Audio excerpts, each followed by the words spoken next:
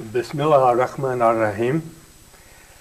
I want to thank you very much for the warm welcome that I've received here and from Imam Al-Turk during the day. I felt often during the day as though people were saying to me, Ahlan wa sahlan, you're among your people.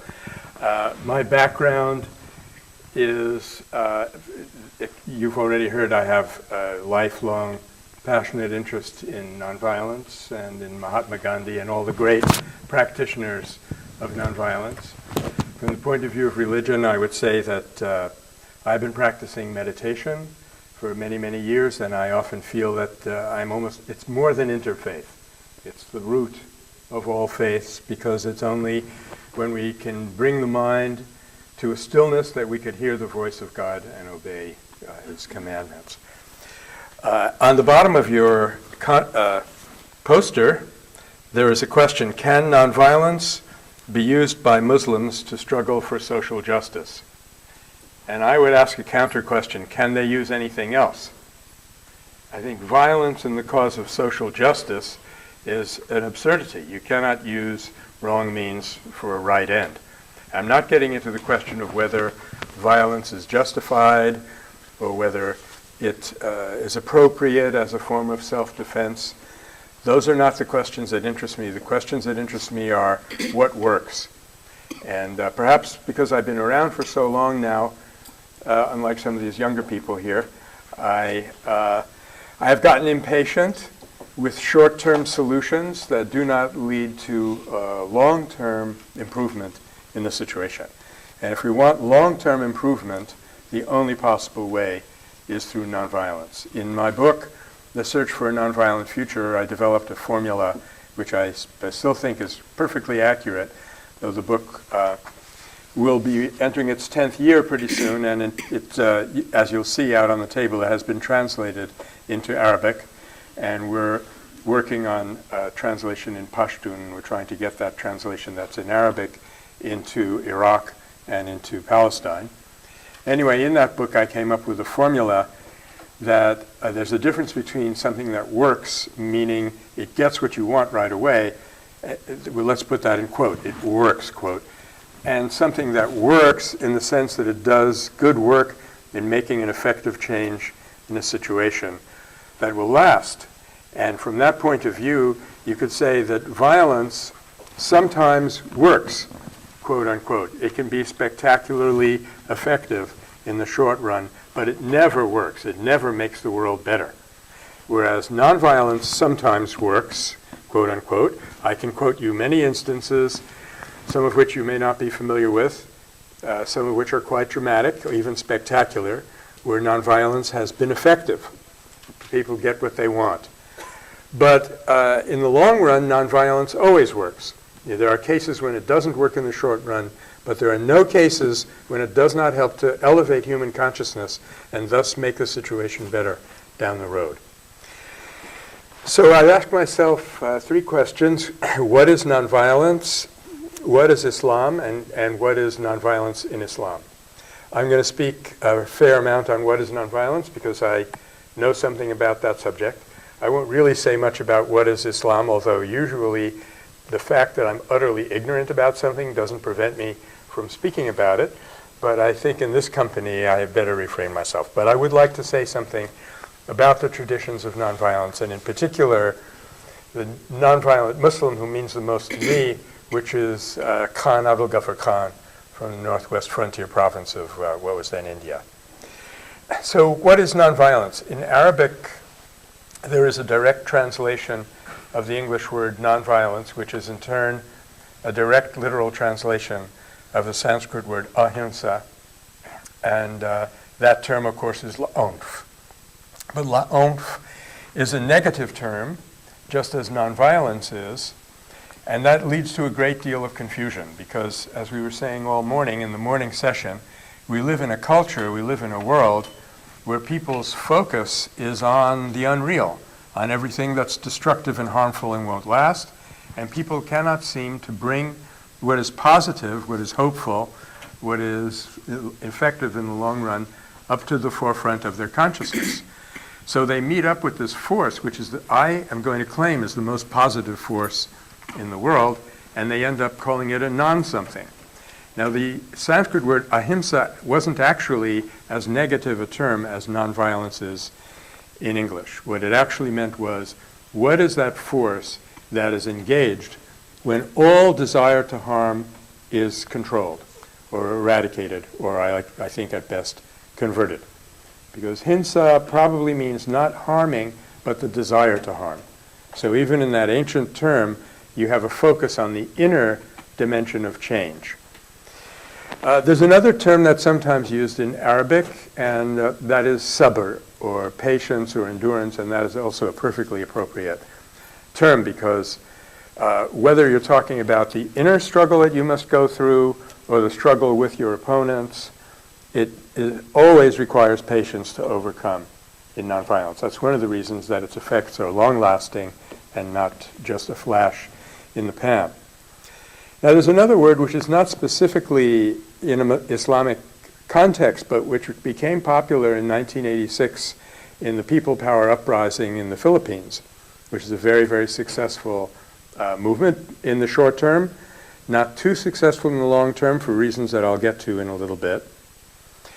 They developed a term, and there were some Muslims involved in the movement. That term in Tagalog, in the native language in that part of the Philippine Islands, was alay dangal, which means to offer dignity. And that's the only positive term that I know of in the worlds of different vocabularies for this force. So I really cling to it, even though it went out of fashion. Because to offer something, and especially to offer dignity, which is absolutely at the core of nonviolence, it brings out something about this power which is not touched by the word non-violence, which can lead us off in negative directions and looking at what to get rid of.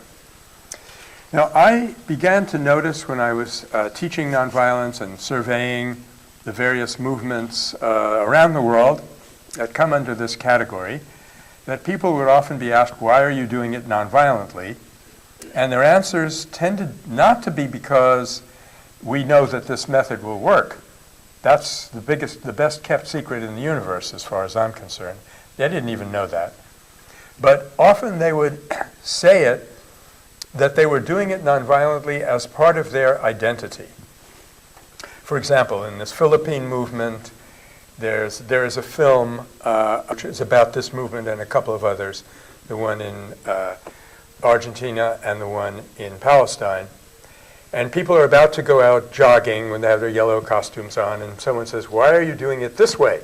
When most conflicts in this country have been fought with arms, when the Maoist insurgents are up in the hills with their machine guns, why are you doing it nonviolently? And one of those people said, aha, this is Philippine style.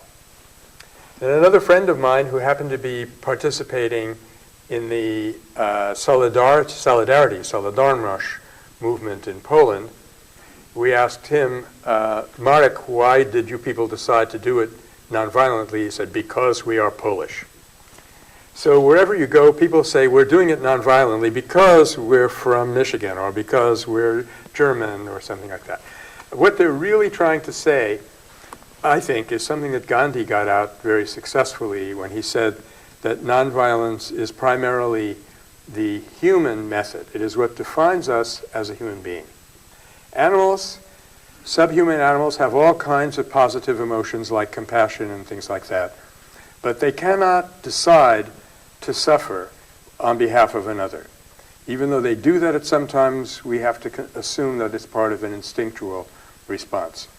Human beings, insan, are the only creatures that can renounce violence and liberate nonviolent power. In fact, I think that's the only way that nonviolent power is going to be liberated. And Gandhi often said that in order to be nonviolent, you have to renounce violence. In order to renounce violence, you have to be capable of it. You have to possess it in order to renounce it. Therefore, I can make a nonviolent warrior, a satyagrahi, out of a violent person. I cannot make a nonviolent warrior out of a coward. A person will first have to learn to be violent, then decide with his human understanding to renounce that violence, and then nonviolent power is liberated. And how does this power work? Well, it's a little bit difficult for me to summarize it because I've been working on it for so many years. I have so much to say on the subject. But I think I'll use one model here among many, and you'll find this in the second chapter of my book. And this is a model that was developed by a dear friend and colleague of mine named Kenneth Boulding. Toward the end of his life, he wrote a book called Three Faces of Power. And he said that there are three kinds of power, if by power we mean how to get people to do things. There is threat power, there is exchange power, and there's integrative power. The threat power is very simple. You say to someone, do something that I want, or I'll do something that you don't want. You know, get out of this place or I'll shoot you, or something like that. Threat power is very well known. I was going to say it's very well understood, but that's not even true, because the biggest fact that you have to know about threat power is not understood, and that is that it doesn't work in the long run. There was a high-ranking American military officer in Iraq recently, after we'd been there for many years, who said, we are making terrorists faster than we can kill them. And that's the ultimate effect of using threat power, to make problems worse. Threat power is studied by a class of individuals known as political scientists. If you come to my former campus at Berkeley, I'll show you there's a huge 7-story ugly building all dedicated to this pursuit of studying how threat power works in human relationships. Now, exchange power is a little less nasty, and the model here is give me something I want and I'll give you something that you want. And this happens every day. Every time we go to a store and buy something, that's exchange power. I want that loaf of bread, you want my money, let's swap. I have a nice story, incidentally. This is completely off the topic, but if you don't mind, I had a friend who was studying in Egypt, and he was on his way home, going out to the airport from Cairo, and he passed a stall where a man was selling rugs, and one of these rugs was thrown out, and it looked very pretty. He wanted to buy it. It caught his eye, so he told the cab driver, stop. He ran over and said, how much is that rug? The man quoted him a price, and he said, look, I'm in a hurry. I'm not going to bargain with you. The man said, you don't want this rug. Come back and talk to me about it next time. There's implied, I'm going to sort of make this relevant now, implied in threat power is a rejection of human relatedness, which in effect means a rejection of the humanity of the other. Dehumanization is absolutely prerequisite to violence. You cannot really do violence to someone who you are aware is a human being. You have to first dehumanize them, which is what the military is very good at training people to do. But in exchange power, there's at least a possibility of human relationships, so it's a much less destructive and harmful form of power. And it, of course, is studied by another very large class of people who also get Nobel Prizes, who also have a very large building on the Berkeley campus, and these creatures are known as economists. However, Boulding's point is that of the three kinds of power, these first two that we've mentioned, threat power and exchange power, are the least helpful in terms of bringing us to what Martin Luther King used to call the beloved community. There's a worldwide ulema. The third kind of power is there is no building for it on the Berkeley campus. I can show you where my office used to be, tiny little cubby hole in what used to be the balcony of another building. And it's called integrative power. It's a little subtler. The way it works is I'm going to be authentic, and we will end up being closer. The reason this has power is that whether they realize it or not, all human beings desire closeness with one another. It's an innate human drive, which is often frustrated and thwarted by our modern civilization. I was showing a slide this morning of an advertisement in the town where I live, Petaluma, which said, "Our pain is your gain." In other words, To encourage people to buy something, you give them the idea that they're hurting you when they do it, and that adds zest to the interaction.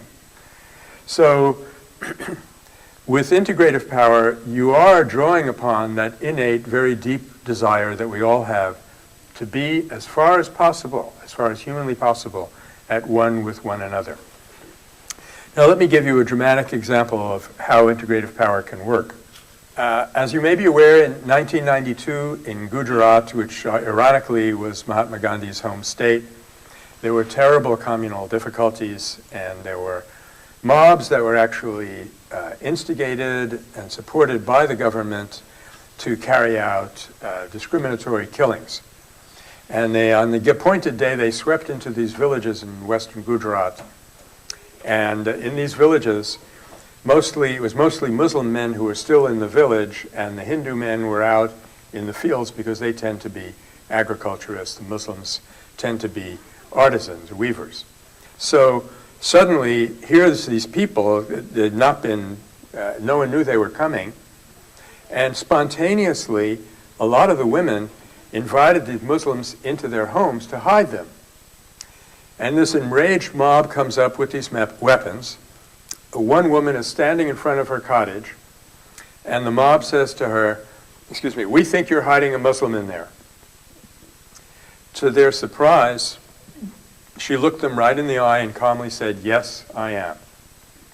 They were startled by this. And they angrily, after they recovered their composure, they angrily barked at her, "Well, we want him out of there." And you know what the woman said? She said, "First kill me, and then you may enter." At which point the mob turned around and went away. But the fact is that it wasn't just one woman in one cottage. Home after home after home, scenes like this were repeated. It was a perfect example of spontaneous organization, which is a phenomenon that I wish we knew more about. But it is also an example of integrative power, which we do know a little bit more about. Now, the way it works is the mob is saying to this woman, that person you have in your home is not a human being. He or she is an object. We wish to destroy it. The woman is acting as a third party and saying, "You are wrong. I'm taking this threat on myself. I am not going to enact the lie that you are bringing to me. I'm going to enact the truth, that all men are brothers. This person is a neighbor of mine, and I love that person to the extent that I'm actually willing to risk my life to protect him." That truth act had this magical power on this enraged mob, because underneath the rage was still that human beating desire to be at one with others. And even though I'm not, I've never been able to carry out such an act of courage, in little ways I've noticed that when people are threatening me and I don't respond to that threat with fear or with anger, they are relieved. It's a reaction that you wouldn't have expected, because in many cases these are people much larger than myself, and I don't think I'm offering them any physical threat, but still they've been relieved not to have to enact violence against me. And now in the last 20 or 30 years, we have some remarkable evidence from modern science as to how something like this can actually work. And I don't know how many of you are familiar with this, but in 1988 in Italy, I'll make this very brief, it was discovered that in our central nervous system, in our brains, we have a special set of neurons which are called mirror neurons. And that means if I make a gesture like this, the neurons that would cause you to have to make that same gesture fire off.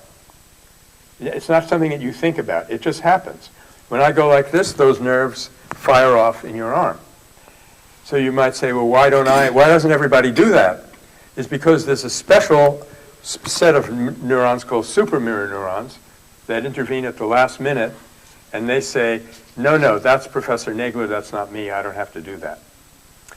But the initial impulse is there, and that means when that woman was facing that mob in a totally different state of consciousness from what they expected, she actually was producing the neural mechanism for that state of consciousness in their mind. So this is one of these beautiful places where the wisdom traditions of humanity and modern science, they come together. And they tell us that, as these scientists are saying, we are wired for empathy. And that's why integrative power works, and that's why nonviolence is effective, both in the long and short term. Well, I want to move on now to the question of nonviolence in Islam. You may or may not be aware that there is a movement in Iraq, believe it or not, to create nonviolent institutions and a nonviolent culture. It's called LAONF, and it has offices in the human rights departments of all the 18 governorates in the country.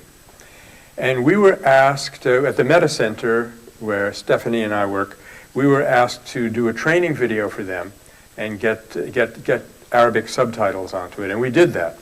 And we did it in the form of an interview, and I was asked on behalf of these people in LAONF, what are we going to do about the terrorists? What are we going to do about the shabab, these youth who are uncontrollable, and they make every demonstration into a violent demonstration, whether you want it or not.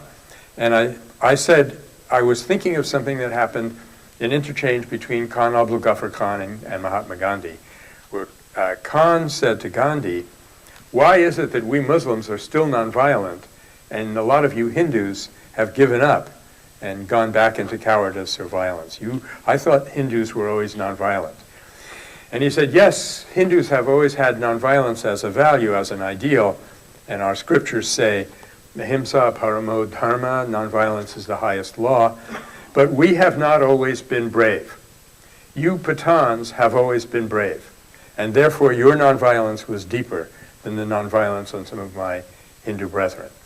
So I remembered that, and I said to the person asking the question, don't treat the Shabab and don't treat the terrorists, the suicide bombers, as a liability, as extremists. Treat them as your greatest asset, because they have the courage, and they have already made the sacrifice that you need to carry out nonviolence effectively. All you have to do is show them a better way.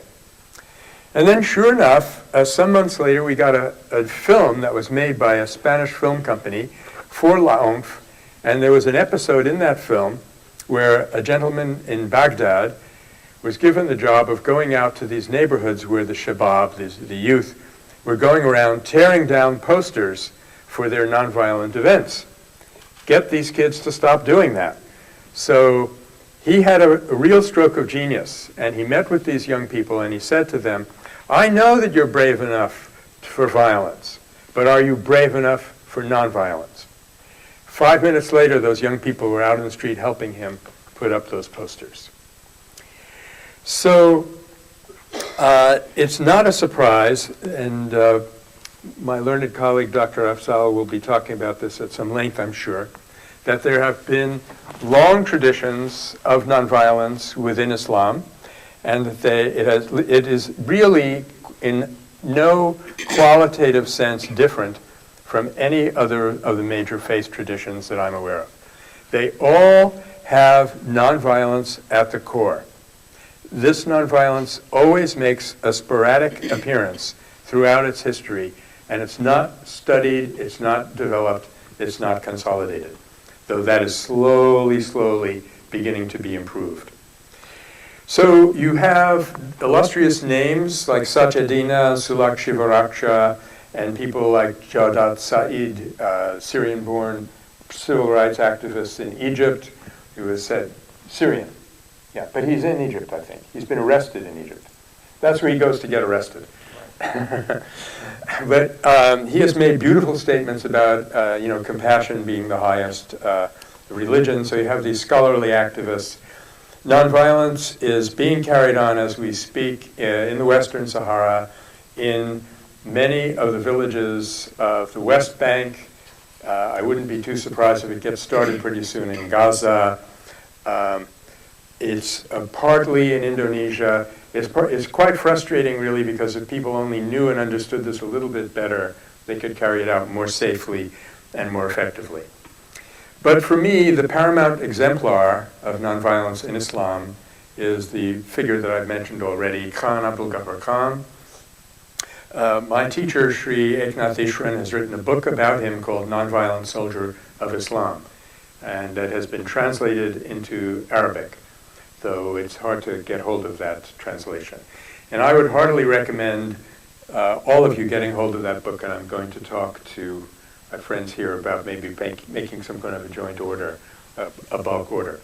But this is an extremely dramatic story of someone who played a key role in the freedom struggle, who carried out nonviolence to an incredible degree, an exemplary degree, and who was very close to Mahatma Gandhi. He was often called the Frontier Gandhi, though he said there's only one Gandhi.